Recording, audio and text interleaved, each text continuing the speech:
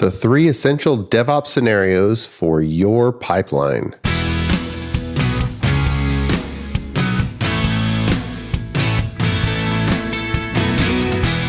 The Azure DevOps Podcast is a show for developers and DevOps professionals shipping software using Microsoft technologies. Each show brings you hard-hitting interviews with industry experts, innovating better methods, and sharing success stories. Listen on to learn how to increase quality, ship quickly, and operate well. And now your host, Jeffrey Palermo.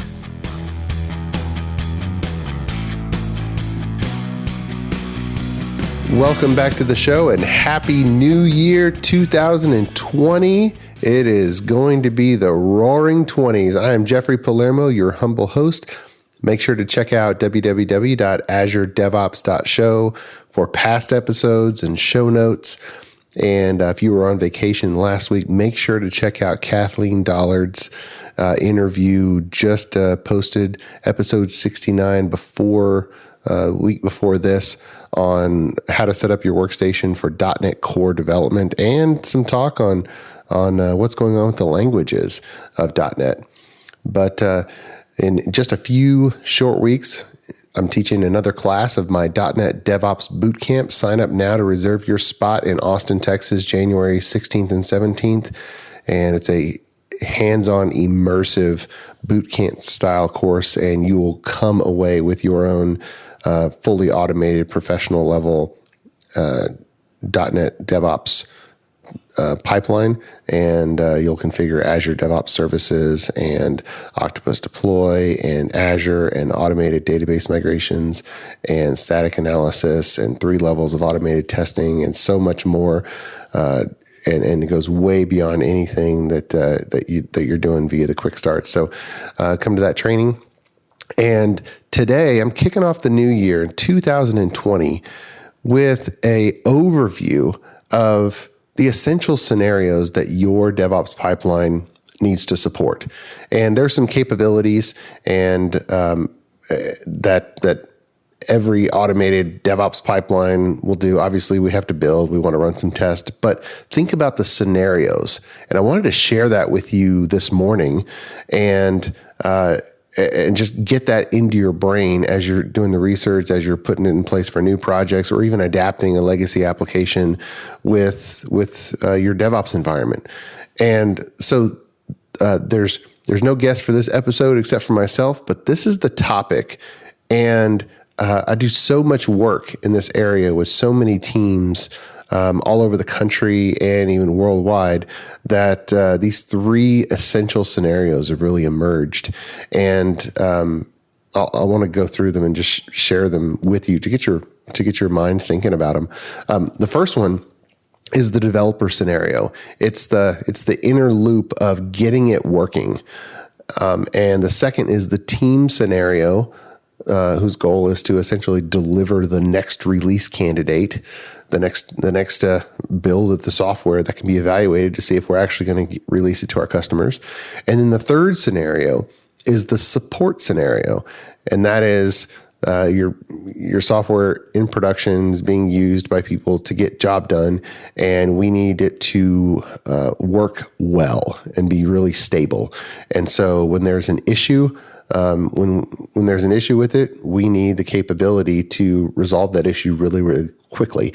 And our DevOps environment that we provide for ourselves and provide for our team is going to impact our capability to accomplish all 3 of those things. For the developer scenario, get a new feature or get a change working. For the team scenario, deliver a good next release candidate. And for the support scenario, have fast adjustment cycles or fast bug fixes, fast response time and prevention. So let's go into each one by one, and let's talk about the developer scenario first. And to dive in, I need to go over just the general structure of what things are necessary in the DevOps environment to enable the developer just to get something working. Well, first of all, we need the pre-code design process, and that is omitted by a lot of people. And there are 4 essential design decisions that must be made so that any developer can write code.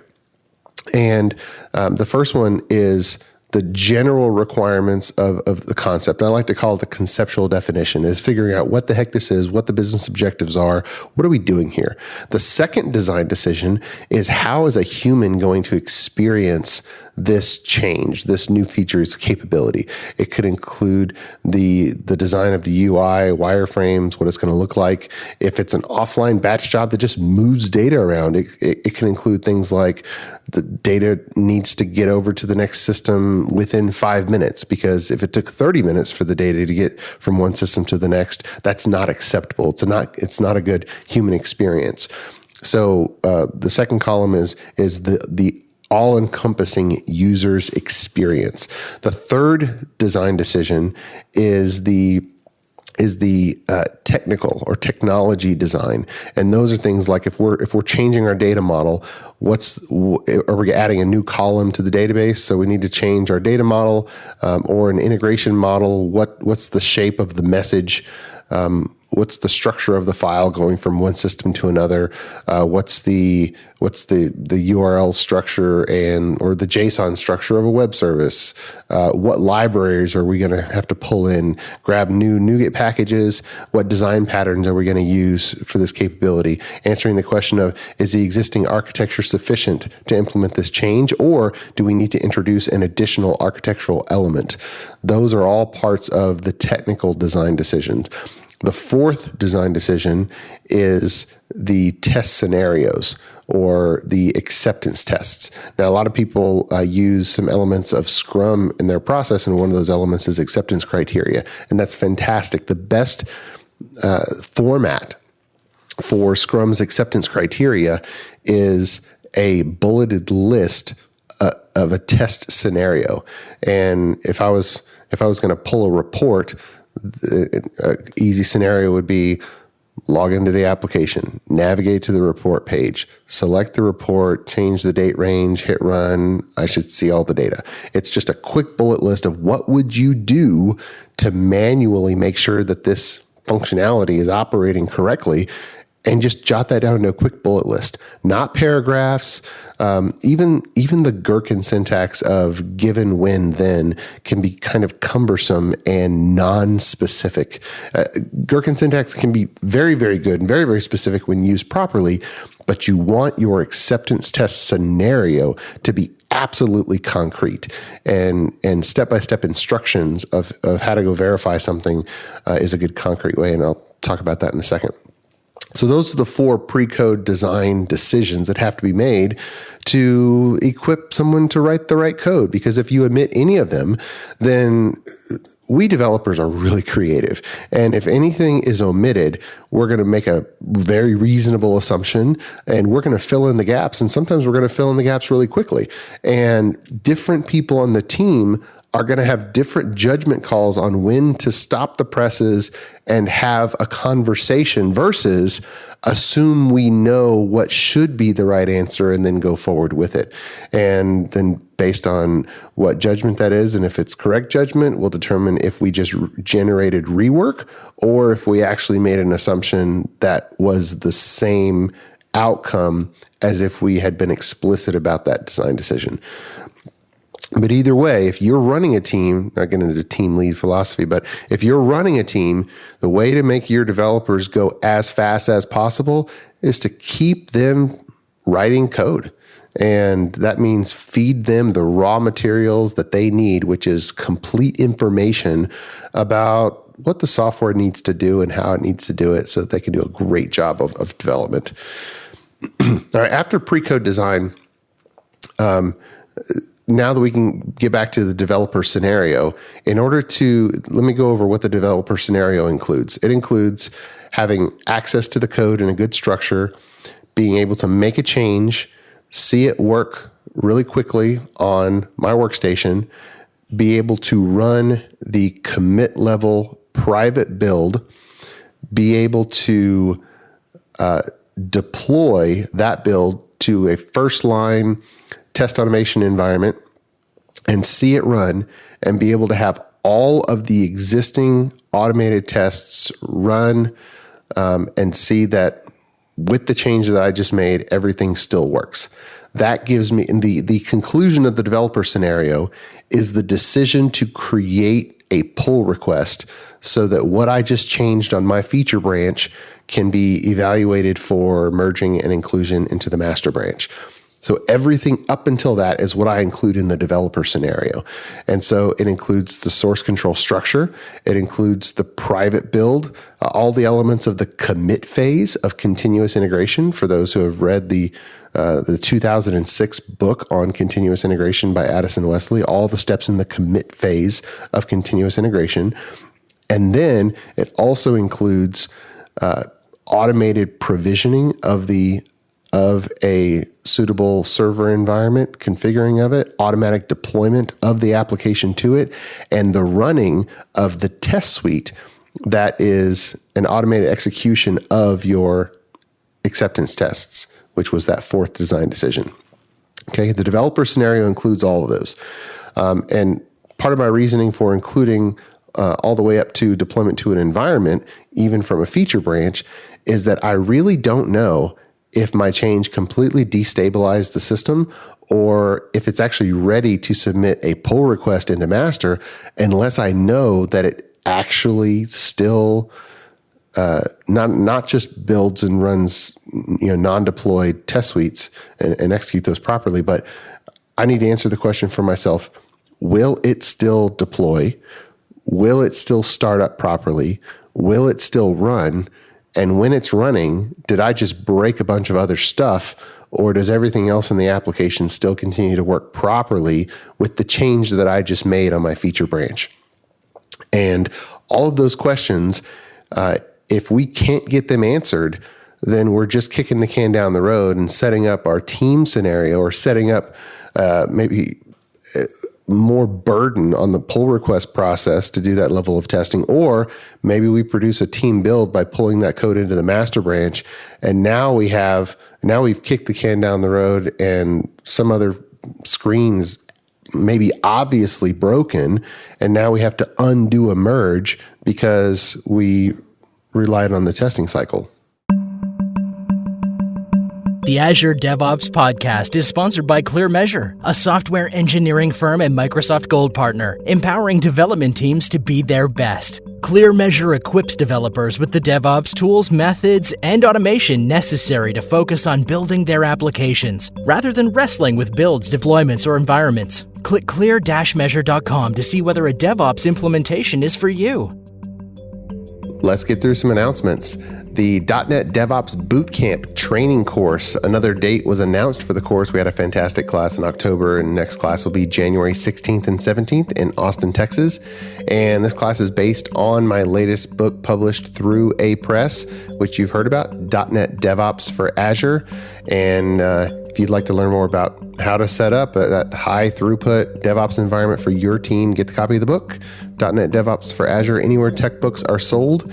Also, as many of you know, I'm available for hire. I love helping teams get better. And one of our very popular services is a 30-point DevOps inspection covering everything from your version control structure through builds, testing, quality control steps, to deployments, and even production monitoring. And between now and Christmas, we are giving away a few of these for free. Now, the price for this is $5,000, and we provide a comprehensive report with concrete recommendations and a plan for resolving any gaps we see.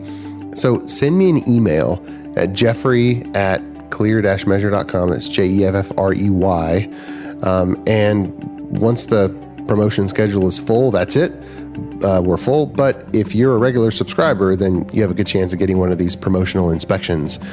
So send me an email, and until that promotion schedule is full, we'll give you a free 30-point DevOps inspection that we normally charge $5,000 for as a special promotion between now and Christmas. So I'll be looking out for those emails. And now back to the show. All right, so that's the developer scenario. And we need to have a good private build script for running locally on the workstation. It needs to recreate our SQL Server database locally. It needs to build, whether it's .NET Framework MS Build or .NET.exe for .NET Core. Obviously, it needs to do the compile. We need to run our unit test suite. We need to run our integration test suite. We don't necessarily need to run all of our static analysis every time. Leave that up to the developer. Sometimes it's useful, maybe right before the pull request. But once we do those elements, we know we have probably an 80% chance that the change that we just made was good. Then we can commit to our feature branch, which then our DevOps infrastructure, Azure pipelines, oftentimes integrated with Octopus Deploy, maybe using Redgate SQL Change Automation for our database, automated database deployments, can take the beta, or if you want to call it alpha, or either way, it's a non-releasable package, and can deploy it to an instance of a test automation environment by creating on demand an instance of that environment with the provisioning scripts that are included in the release candidate packaging, and deploy to that new environment, and then run the full system test suite and see if they all pass. And if all of the environments are in Azure, then it's absolutely trivial to automatically provision the environments on demand. And once it runs, we just destroy the environment. So, it's up and running for a very short period of time. But that's the developer scenario. And those are the essential capabilities that need to be in the DevOps environment to facilitate the developer scenario. And by the way, all of this is happening on a feature branch. Okay. Now the team scenario starts when we have a pull request from a feature branch. And in order to implement formal inspections, which, by the way, is an absolute must for a DevOps environment if you want high quality, the team needs a checklist of what it means to accept a pull request. It's not just, hey, look over this pull request and see if you like it. No, there needs to be a team checklist of all the things that are important to that team, to that application, to that architecture. And the reviewer goes through that checklist and make sure that everything matches up. And when they hit the approve button, they're essentially saying, I have validated every one of these items on the checklist, and it's good. And then once that merge happens in source control, well, effectively a merge is a new commit to the master branch in source control. So it should start by triggering the continuous integration build, the automated, triggered off of master build that continuously integrates changes from any member of the team. That's why it's called continuous integration. And so that starts the team scenario. The team scenario, the goal is to deliver a good release candidate, a good next release. And so it starts with the pull request. We merge it into master, do continuous integration, and then it runs the same basic elements of the private build. And so from a configuration perspective, it's often very, very useful to literally include the private build script as a step of the integration build for the team. And oftentimes you can use literally the same PowerShell, the same PowerShell file. And so it builds, compiles, it runs the unit tests, it runs the integration tests after creating the SQL Server database from the automated migration scripts. And then it also runs the static analysis. Static analysis is a must for a high quality DevOps environment. Without it, you're just going to kick the can down the road on bugs. And it's so easy to put into an integration build configuration. After that, we're going to package the release candidate and store it into Azure Artifacts, which is where we store all of our release candidates. And then the first step is to take that new release candidate and deploy it to our first line test automation environment. We call it the TDD environment for that first line test automation environment. The purpose is test automation. The name that I like to call it is TDD because one, it's not a common name. You hear environments all over the place called dev and test and QA and staging and UAT. All of those are manual test environments. We need an environment that is only for test automation. There's no humans allowed.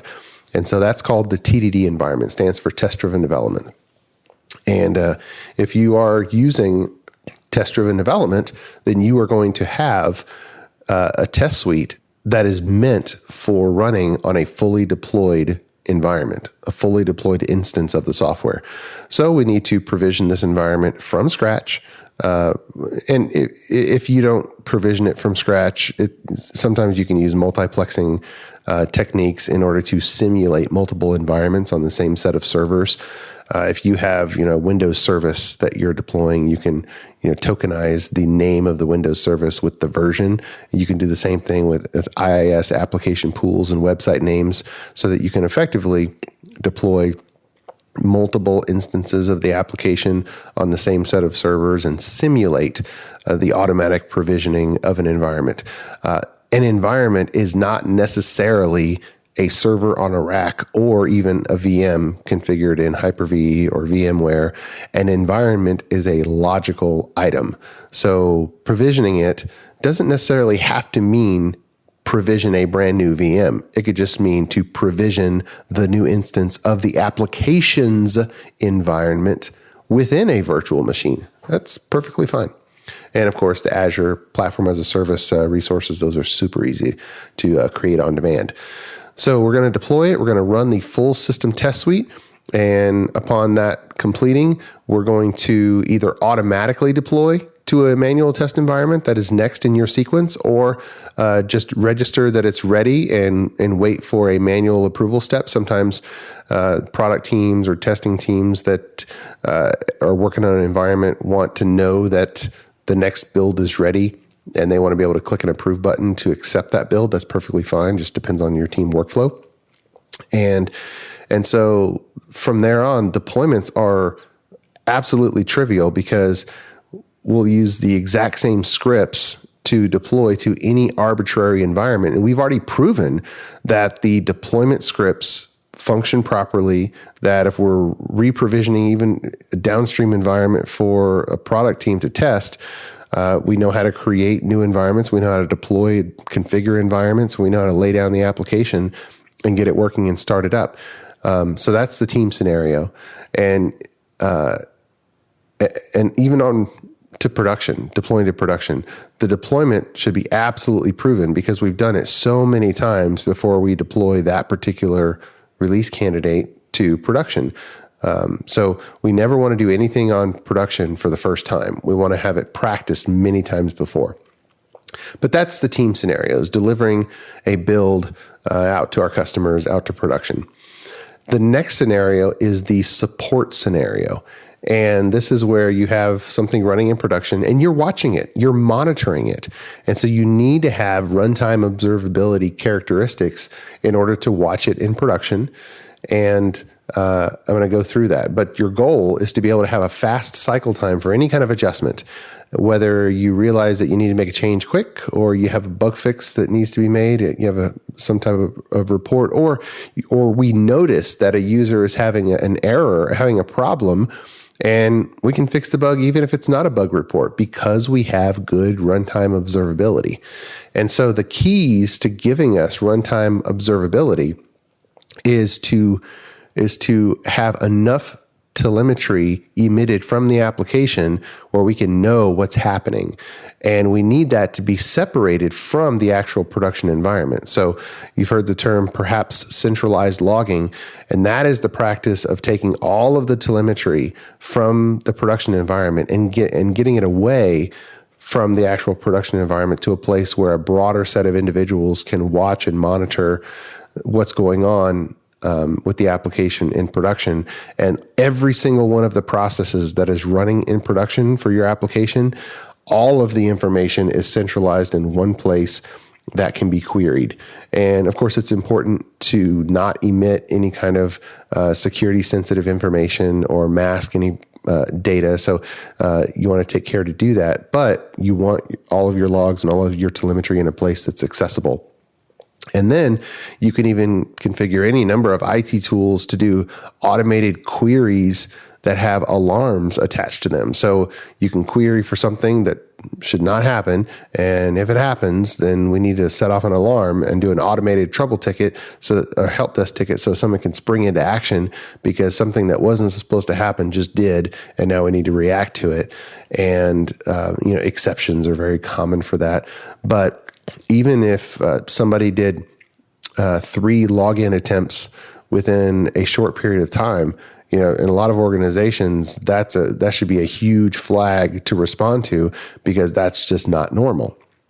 And it could be 2 things. One is somebody's trying to do a brute force hack attack, or somebody forgot their password, is just having trouble, and we need to help them get back to work. Either way, this is something that shouldn't happen, and something needs to be done about it. So I'm going to talk about telemetry and the 3 types of telemetry that you need in order to enable runtime observability.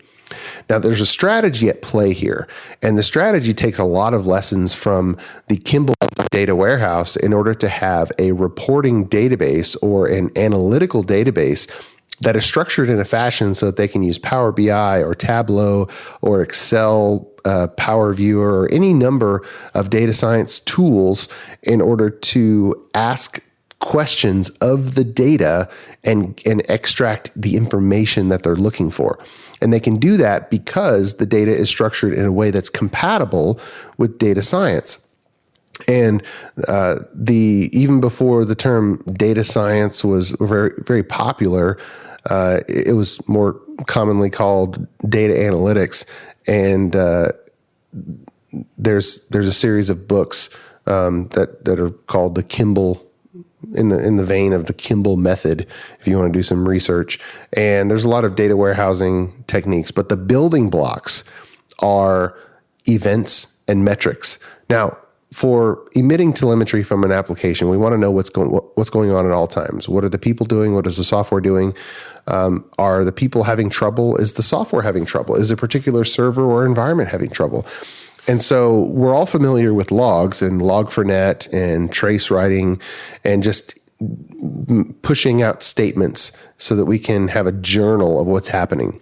And that's great if the solution is going to be for us to read a bunch of those, or maybe just do searches to query off of that. But these 2 other types of telemetry really create a data warehouse for you so that you can use the same data analysis techniques that other people in your business are using. And that is to have your application emit events and metrics. And so in a fact table, which is the center of a star schema in one of the data warehouse structures, you have events, which are the cause for a new record to be written to that fact table. And the event is going to have dimensions, which are strings. They're strings in nature. They are names and they are descriptors.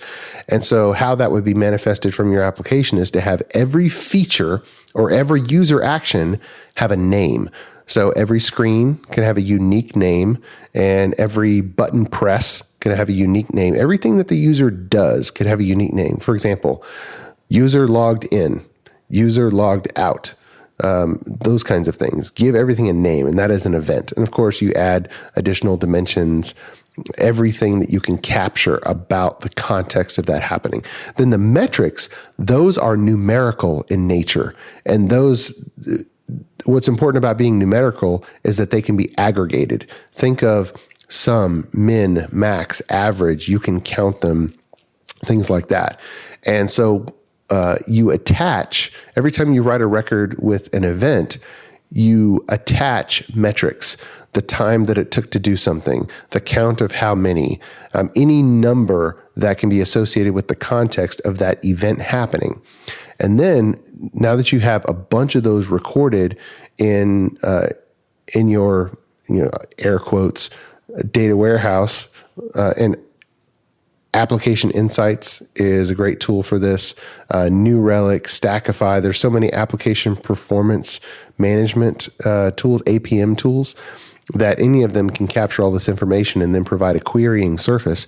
But what it allows you to do, it allows you to essentially do a select statement where you're going to select for instances where use the where statement to filter on things, and then you group by the event names, and then you sum, min, max, average on the metrics.